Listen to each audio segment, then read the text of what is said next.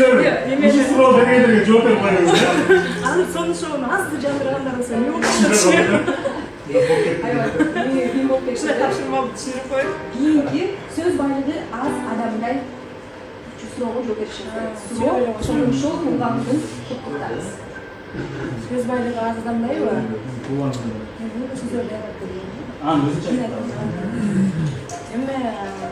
kulaklarına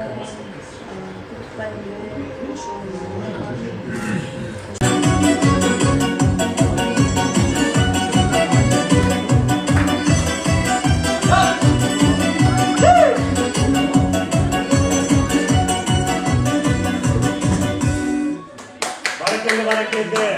Ular bugünkü bizim 5 yaşınızda en aldaç. Даже вот как енді просто айтып айтпа айтпа бірақ эми кендебиз адамбыз да енді ойлоной беребиз да ошо Anda 18 yaşınız eski 18 yaş tuğanında